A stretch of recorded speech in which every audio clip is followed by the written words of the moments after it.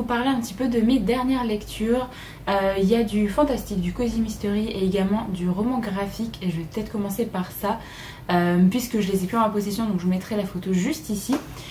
J'ai récemment lu 47 cordes de Timothée Le Boucher et j'ai également lu Le Patient, qui est un autre titre de Timothée Le Boucher aussi. Je voulais lire 47 cordes parce que ça fait partie des coups de cœur de Cornelius pour l'année 2021. Je vous avais fait une vidéo sur les livres que je voulais lire, les coups de cœur de certains booktubeurs et booktubeuses, et ça en faisait partie pour Cornelius. Donc j'étais assez contente de découvrir le dernier titre de Timothée Le Boucher parce que j'avais bien aimé Ces jours qui disparaissent. Ça m'a vraiment été une très chouette lecture et du coup je me suis lancée en espérant vraiment adorer ce titre là, et malheureusement je pense que c'était pas trop fait pour moi.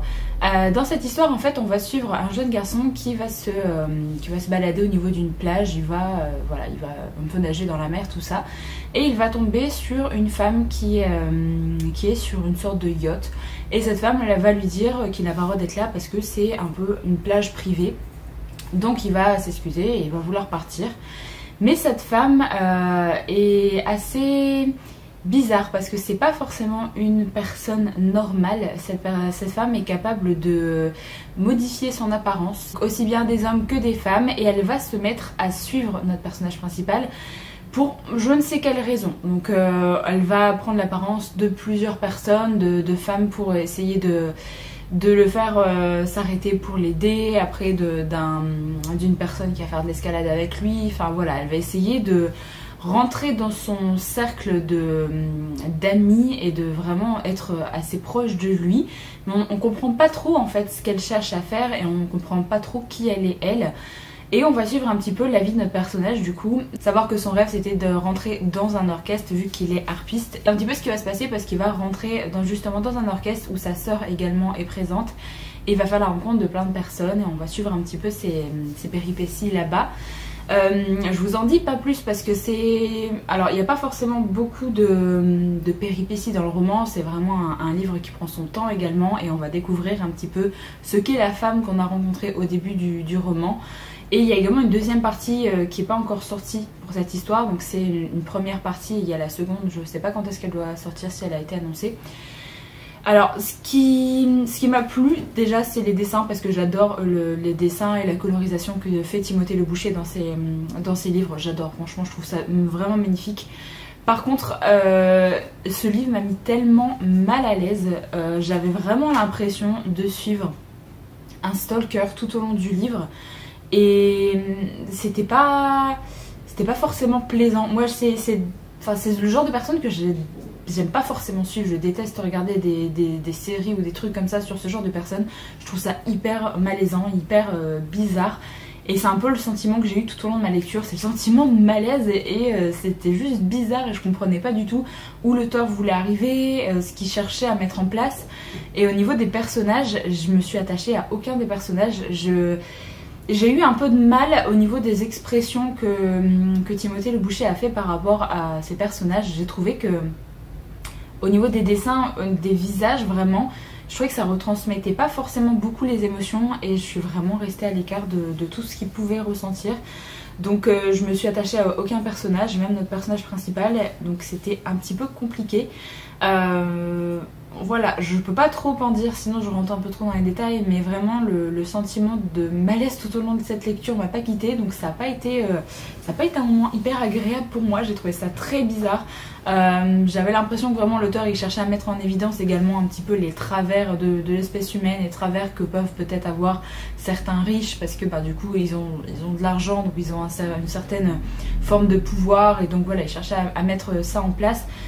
Mais c'était bizarre quand même. Enfin vraiment je suis restée à l'écart de cette lecture, et j'arrivais pas à rentrer dedans. Donc voilà, tant pis, c'est une lecture qui passe un petit peu à côté pour moi.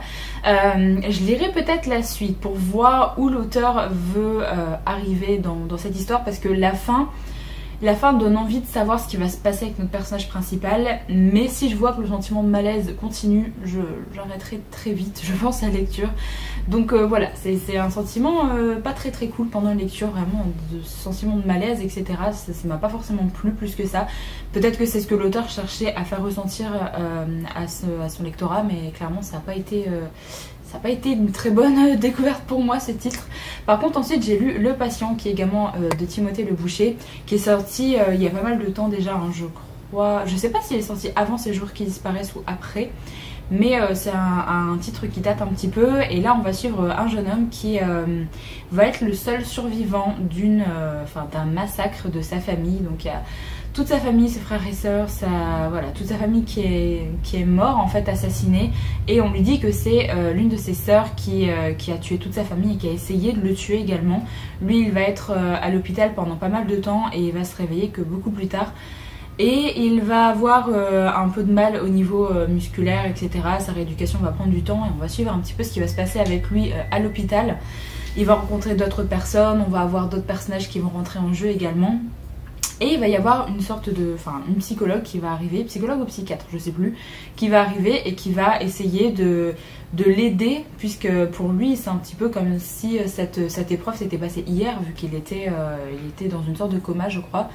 Donc forcément il faut l'aider à passer cette épreuve, à essayer d'avancer un petit peu, d'avancer dans sa vie et de comprendre un petit peu ce qui s'est passé cette nuit-là. Donc la psychiatre la psy, parce que je sais plus si c'est psychologue ou psychiatre, je suis désolée, la psy va essayer de l'aider justement avec ça pour le faire avancer dans sa vie tout simplement. Donc on va suivre un petit peu cette relation un petit peu tordue qui va également se former entre les deux personnages.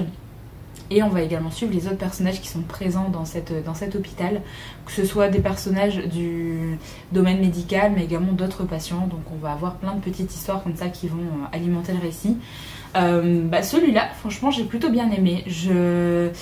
Mon préféré reste Ces jours qui disparaissent parce que vraiment j'étais happée par l'histoire, ça a vraiment été une excellente lecture. Là j'ai trouvé vraiment ça chouette, ça fait vraiment un petit peu thriller psychologique, je trouve. On avance petit à petit avec notre personnage, on voit qu'il y a certains personnages qui sont un peu tordus et on essaye de comprendre en fait pourquoi ils sont comme ça et ce qui leur est arrivé pour qu'ils pensent comme ça. Et on a également la fin qui est plutôt chouette. C'est le genre de livre où quand vous le refermez, vous allez y repenser le soir, vous allez y repenser le lendemain et vous allez penser à cette fin et vous dire que oui c'était possible et vous faire des petites théories par rapport à l'histoire. Et ça je trouve ça vraiment très chouette. Donc ça m'a plutôt plu ce titre là. C'est beaucoup moins malaisant que 47 cordes. Il y a des petits côtés un peu glauques, mais c'était bien amené, c'était au bon moment et j'ai quand même réussi à plus m'attacher au personnage dans Le Patient que dans 47 cordes. Donc c'est aussi peut-être pour ça que ça m'a plus plu et que j'étais beaucoup mieux dans cette histoire. Ensuite sinon j'ai également commencé la semaine où je voulais lire des Cozy Mystery et du coup j'ai commencé avec une toute petite nouvelle qui est gratuite, je crois, il me semble qu'elle est gratuite. C'est La première enquête d'Agatha Raisin, donc de MC Beaton, qui est extrêmement courte, ça fait vraiment que quelques pages. Où en fait on est clairement bien avant les événements du premier tome. On va suivre Agatha qui n'a pas encore son... Parce que dans le premier tome, en fait, elle est en retraite, elle va vivre un petit peu la vie qu'elle avait espérée toutes ces années, c'est-à-dire elle va partir hors d'une grosse ville, elle va avoir son petit cottage et en fait elle va commencer sa nouvelle vie. Elle qui était une femme vraiment très active, qui a pas forcément l'habitude de faire toutes les tâches quotidiennes de la vie, donc c'est assez difficile pour elle dans le premier tome. Et là on est vraiment des années avant, puisqu'elle est encore au tout début de sa carrière et elle n'a pas l'entreprise personnelle qu'elle a justement, qu'elle avait au début du tome 1. Donc on va apprendre comment justement elle va réussir à avoir cette entreprise, qu'est-ce qui s'est passé pour qu'elle soit la chef un petit peu de cette entreprise là. Et bien sûr, il y a une petite histoire de meurtre à résoudre, donc forcément c'est... Alors ça va assez vite parce que la nouvelle est quand même très courte, mais je voulais découvrir un petit peu cette nouvelle. Je me suis dit, elle est courte, elle est gratuite, je vais quand même la lire pour en apprendre davantage sur le personnage d'Agatha Raisin, parce que c'est un personnage que j'aime plutôt bien dans le premier tome. C'est une femme qui est un petit peu...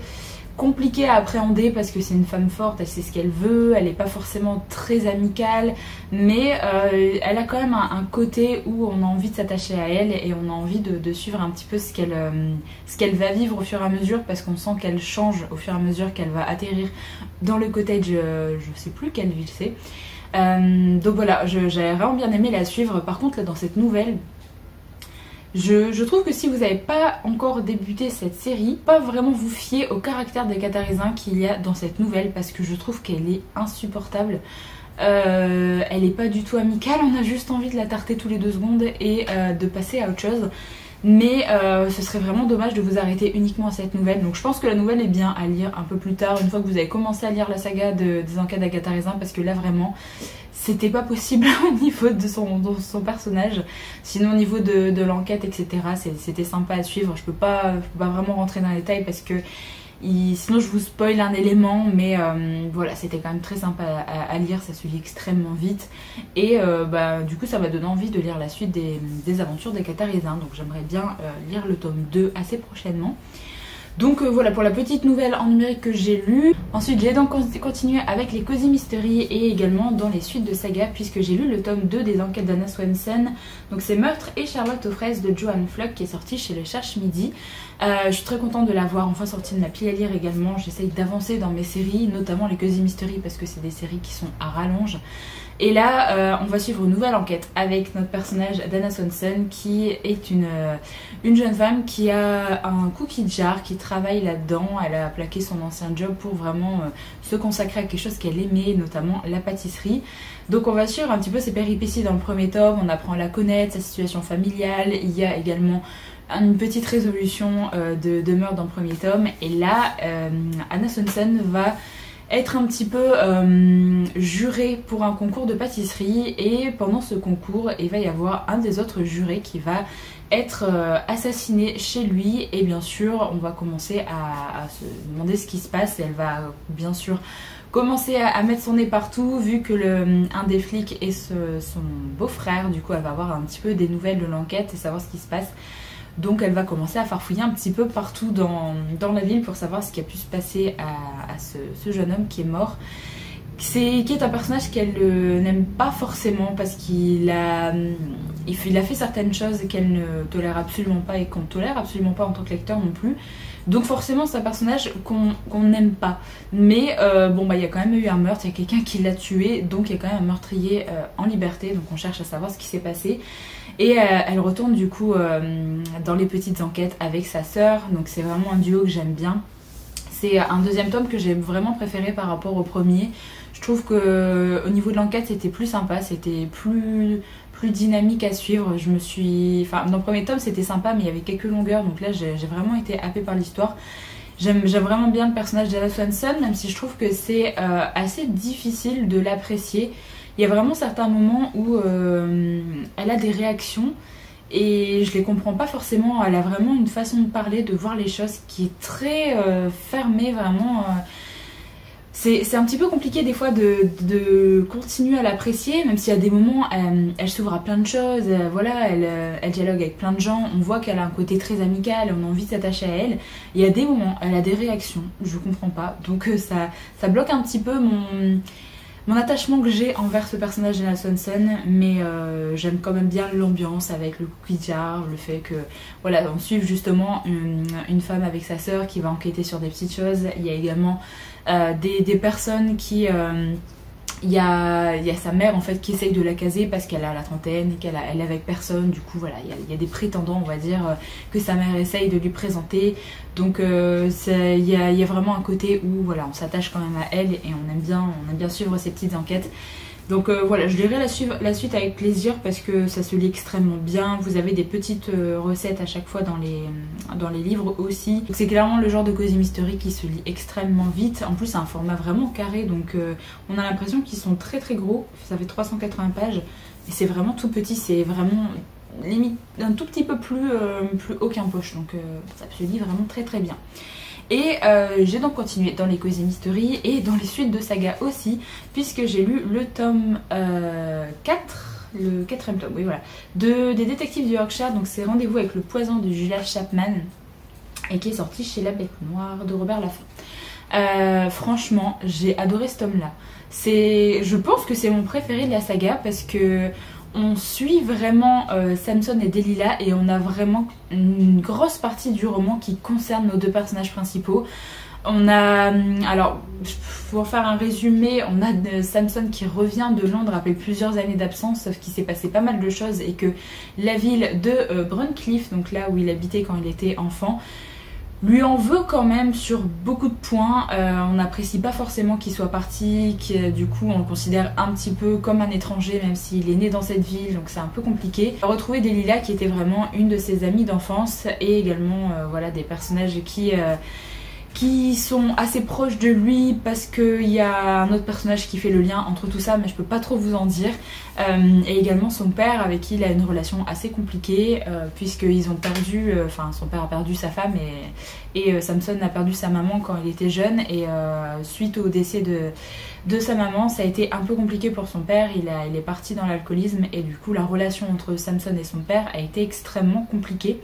Donc ils se retrouvent après quelques années de séparation et voilà, leur relation évolue. Dans chaque tome, vous avez une petite enquête qui est vraiment très différente à chaque tome. Et là, on a vraiment une grosse partie où on avance sur justement le personnage de Samson et sur ce qui s'est passé à Londres, sur pourquoi il est revenu dans sa ville d'enfance. C'était vraiment très très chouette parce que je m'attendais pas à ce qu'on ait vraiment, dès le tome 4, autant d'avancées sur vraiment sa situation personnelle et en plus de ça on a une petite enquête d'empoisonnement d'animaux de compagnie dans la ville de Bruncliffe, donc forcément il va y avoir une enquête sur ça aussi et ça se lit extrêmement vite parce qu'on a envie de savoir ce qui va se passer pour les deux enquêtes en fait, pour la situation de Samson et également la situation des petits animaux de compagnie parce que ça fait un peu mal au cœur de voir certains animaux empoisonnés. Donc voilà, on avance extrêmement vite, ça se lit très très bien et j'ai vraiment adoré la relation entre Samson et plein de personnages qui a vraiment... la relation qu'il a avec son père, la relation qu'il a avec Delilah, etc. Ça avance vraiment bien et... il y a juste un personnage qui... je peux pas, depuis le début je peux pas, et là ça s'arrange pas non plus parce qu'il a eu une réaction assez violente envers Nathan qui est un jeune garçon. C'est le personnage de Will. Je déteste ce personnage vraiment, j'arrive jamais à l'apprécier dans aucun des tomes donc c'est un peu compliqué pour moi, mais voilà, sinon j'adore les autres relations avec les personnages et j'aime vraiment suivre cette petite ville de Bruncliffe avec ses personnages, donc je peux que vous conseiller vraiment cette série. Je trouve que c'est vraiment la meilleure des séries Cozy Mystery que j'ai pu lire et clairement là pour l'instant le tome 4 c'est le meilleur de cette saga. Et alors rapidement, parce que c'est également une suite de saga, je voulais vous parler de Covenant, donc de Jennifer L. Armentrout. Dans la dernière vidéo où je vous parlais de mes lectures en cours, je vous disais que j'avais lu les 2 premiers tomes et que j'étais dans ma lecture du tome 3 que j'ai terminé depuis, donc qui est Éveil. J'ai également lu le tome 3.5 qui est Elixir, qui est uniquement disponible en format numérique. J'ai lu le tome 4 qui est Apollyon et là je suis dans ma lecture du tome 5 qui est Sentinelle, mais que je reviendrai pas forcément dessus pour vous donner mon avis sur le tome 5 parce que c'est un tome 5 que je pourrais pas forcément vous dire davantage de choses dessus, mais je suis hyper contente d'avoir vraiment avancé dans cette saga et du coup de terminer cette saga enfin. Ça a vraiment été crescendo dans cette saga parce que j'ai adoré le tome 2. Il se passait tellement de choses, on a vraiment plein d'actions, on a plein de révélations, c'est vraiment un tome qui est haletant.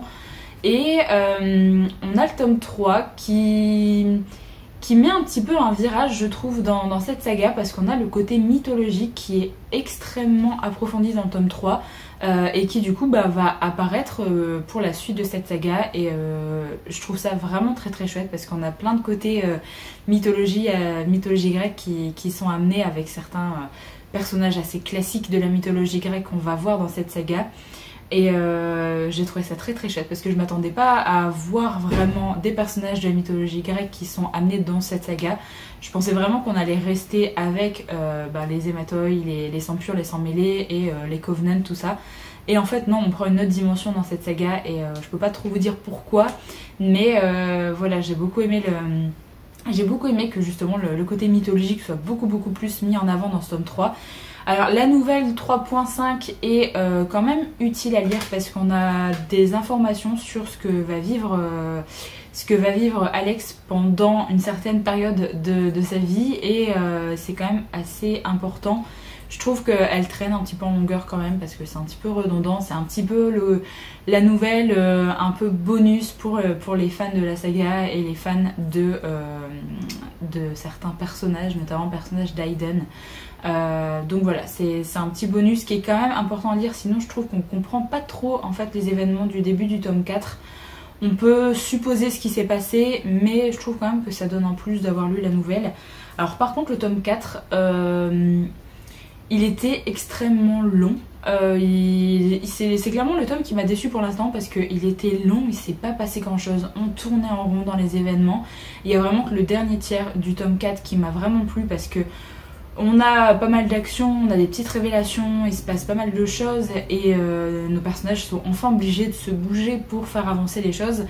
Mais sinon, il est très très long et en plus de ça, dans ce tome 4, il y a un personnage qui manque et qu'on ne voit pas.